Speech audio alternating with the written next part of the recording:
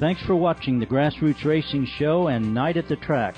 This is the last show for the 2011 season. We've had a great year and have enjoyed working with everyone from the race car drivers, track promoters, sponsors, and race fans. Race fans are a special kind of people.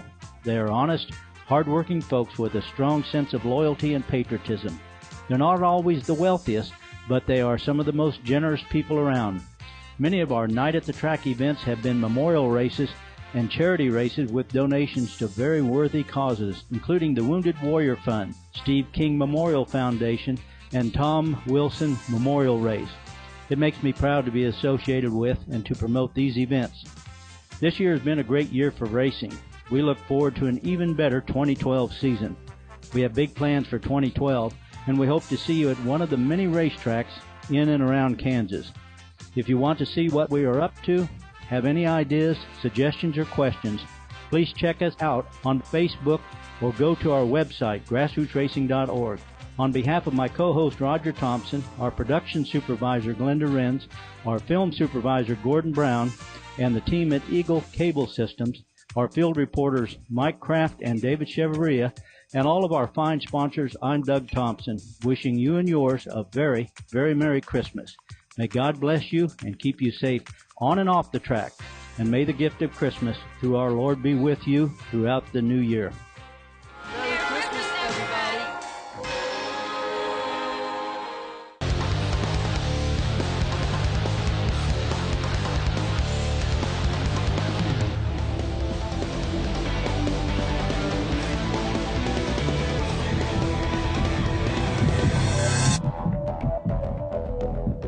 Welcome. You're just in time for this edition of the Grassroots Racing Show.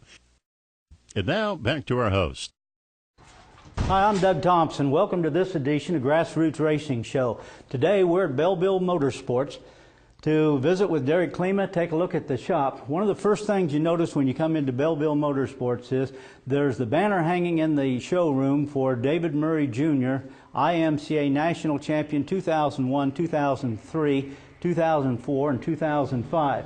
One of the first things I look at when I go to buy a racing chassis is it a facility that stocks the inventory? Are they going to be able to take care of me if I have a disaster on the racetrack during the racing season and I need some immediate parts that can be shipped overnight to me, or if I have to bring my race car up? So I look around here at this showroom. I mean, there's every conceivable part from J-bars, fans, wheels, bead locks, the Kirky seats, and it's just on and on. There's a decal facility. I see air cleaners.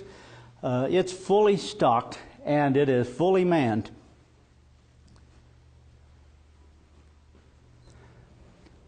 Come into the showroom, you can't help but see all of the photographs of racers that have bought the Belleville Motorsports cars.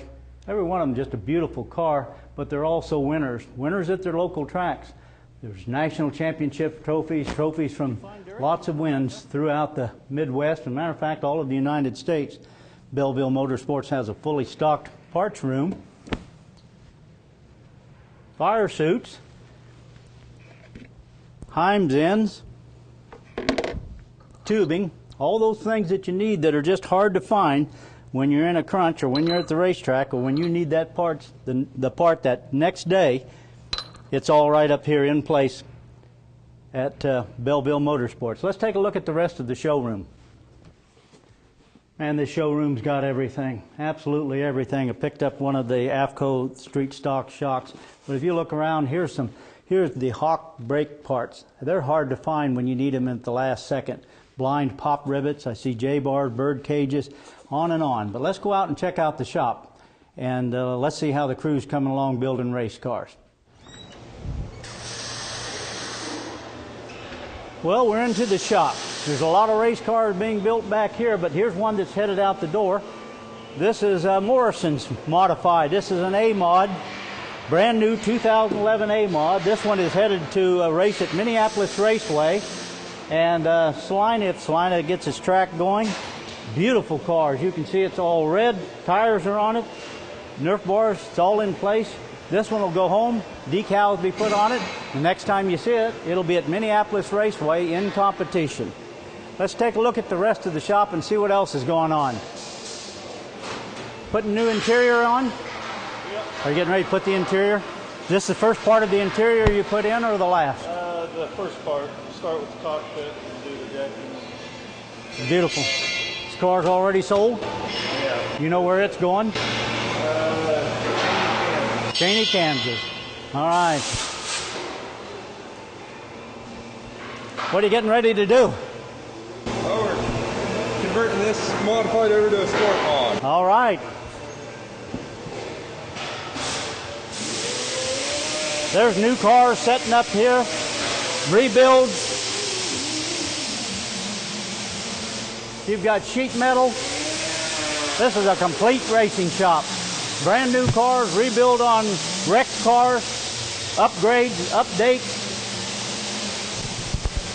Hey guys, Bird, thank you so much. And you guys got a lot going on. We're pretty much done. I think they told me there's 25 race cars that are being built right now that are working their way through. There's going to be Belleville Motorsports race cars all across this nation in 2011. Be sure you stay tuned, and we'll be back after a few short messages. Welcome back to Grassroots Racing. And now back to our host.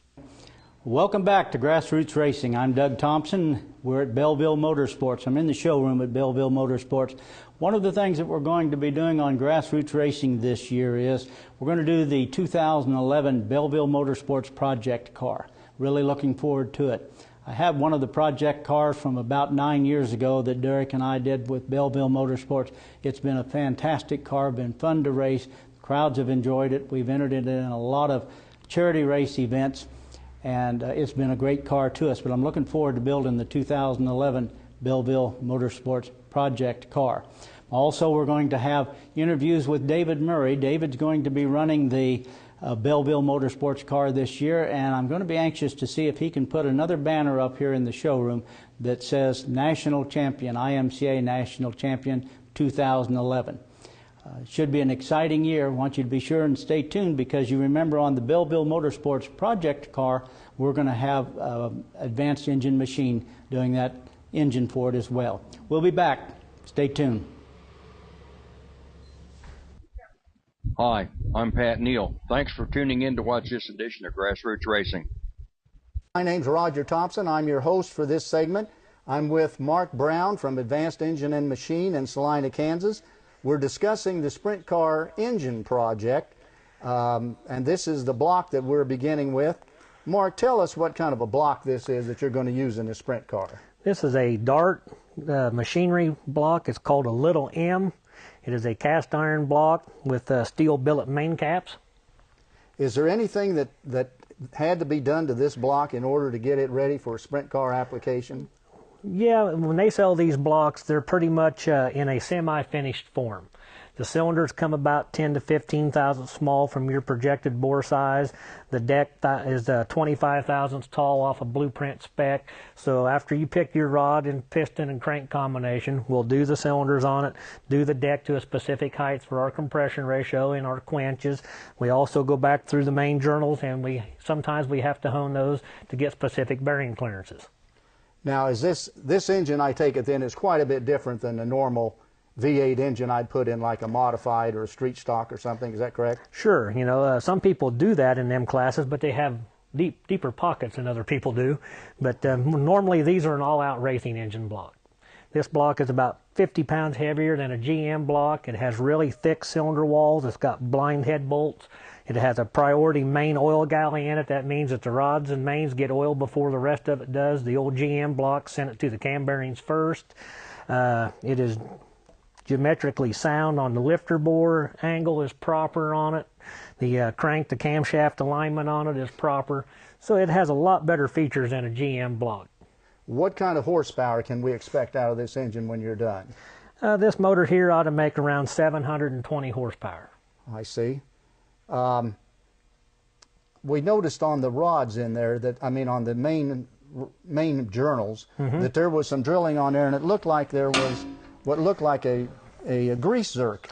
Well, actually what we've done here, Roger, is we come in and we put a little drill hole in here, and we thread it, and we have a brass jet. It kind of looks like in the carburetors, but it's about 3/4 of an inch long, has a 17 thousandths hole, and it comes in at an angle where it sprays oil on the top of the piston, or actually on the bottom of the piston to keep the top cool.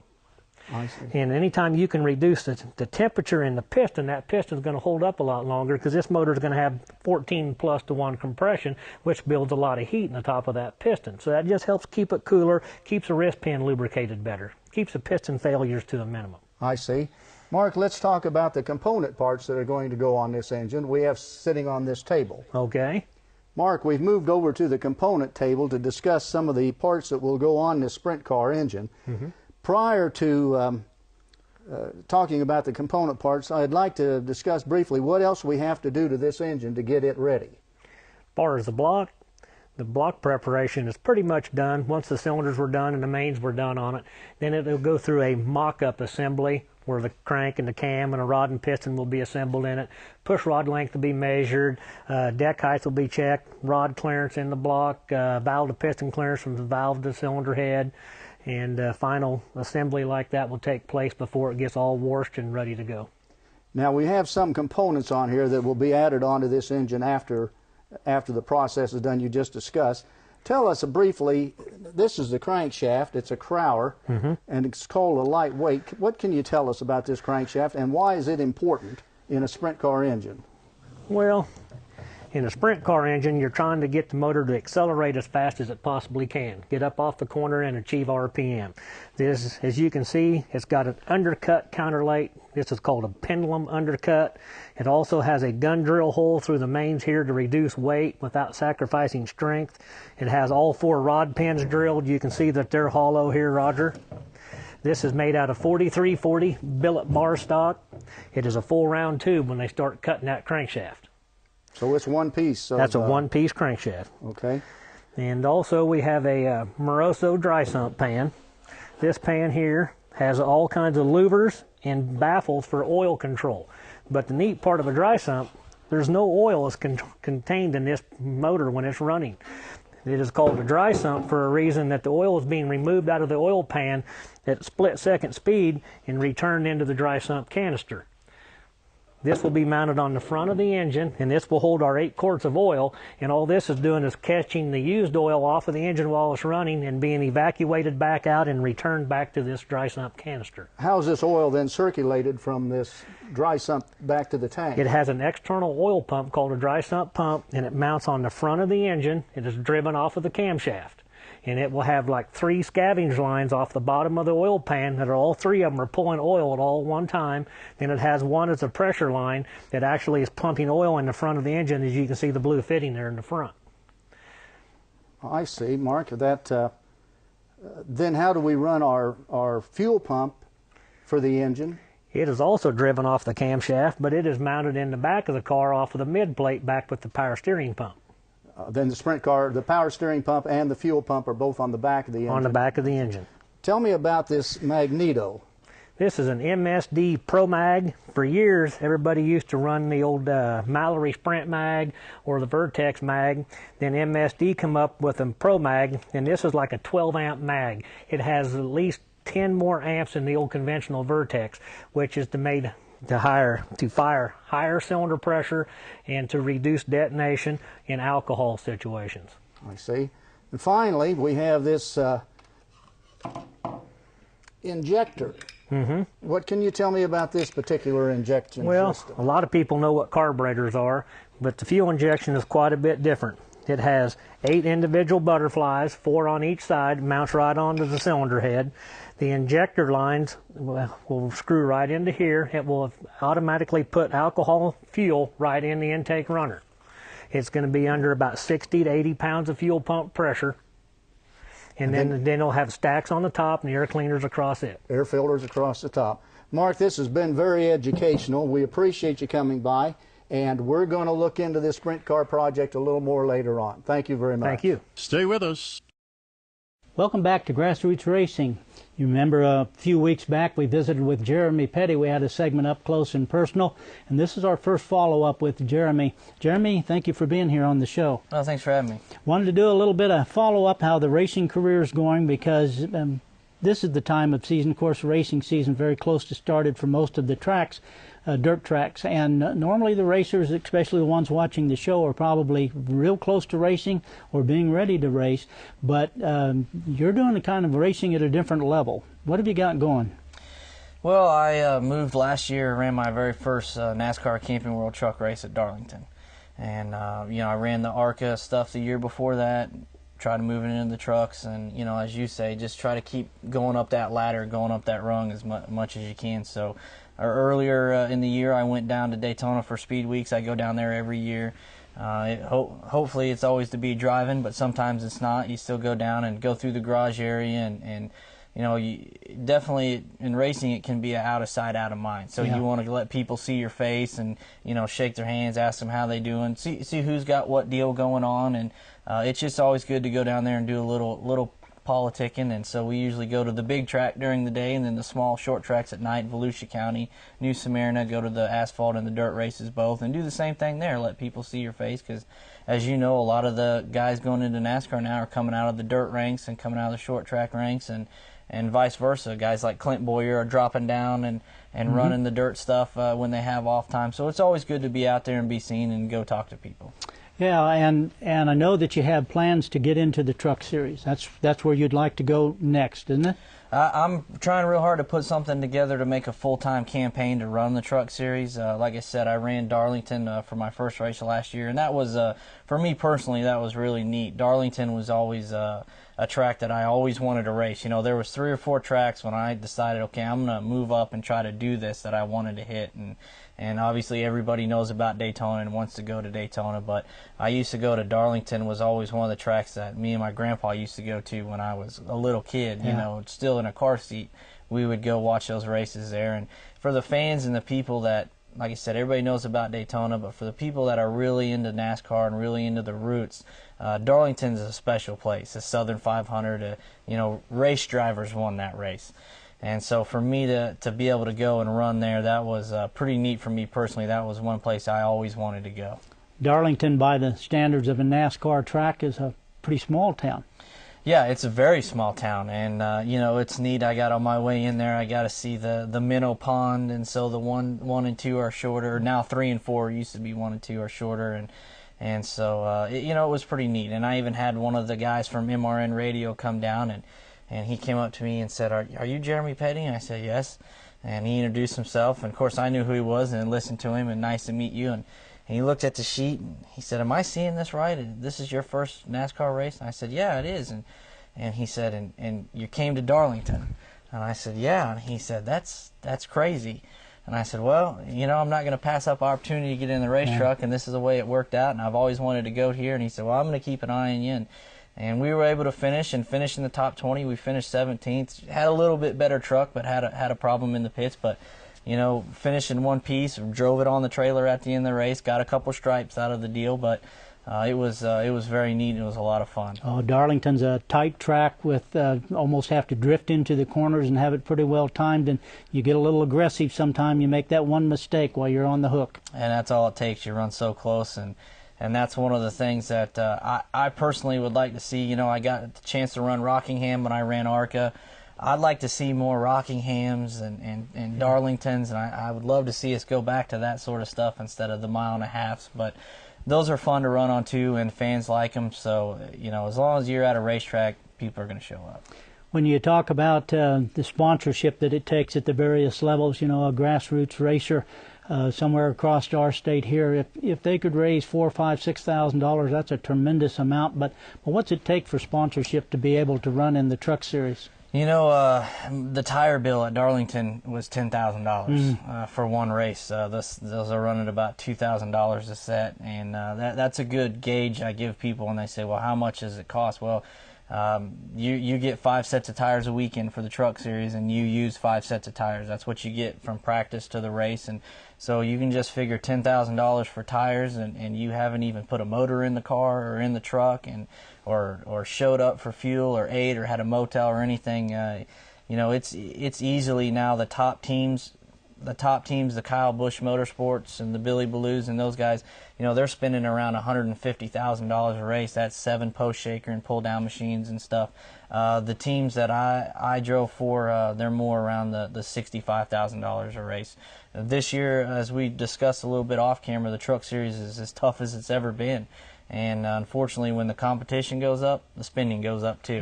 Yeah, it's hard to keep up if you're not spending the money that it takes to participate in it. You know, most of the teams are based in the southeast area, but every now and then you'll get a team that's based out of the southeast area, and specifically, I guess I think about the Woods brothers with their win out of Virginia. They would be considered outside the area, even though we would say they're pretty close to Mooresville area. But in the Truck Series, there was a team out of Oklahoma, the Dollar General team, as I recall. Sure. Yep, and they actually moved their operation to North Carolina, but there's another Truck Series team out of there, Tagsby Racing, and you know, you've got a Cup Series team out of Denver, Colorado, Furniture Row, and look how good they did with Regan Smith this year. Yeah. There's an ARCA team, the 32 team, they're out of Minnesota, and they compete for the ARCA championship every year, so some of the thinking is you got to be in North Carolina, and that's not necessarily true. You can do it. If you have the resources and you're willing to work and maybe drive a little bit extra, there's very competitive teams in the 3 top series that are not North Carolina teams. They're based in the Midwest, Colorado, Minnesota.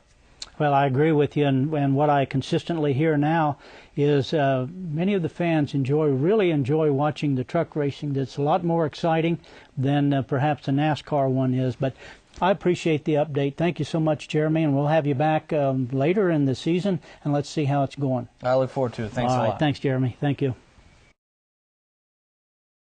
On behalf of our hosts, sponsors, and all of the production team for the GRS Show, thanks for watching, and may God bless you.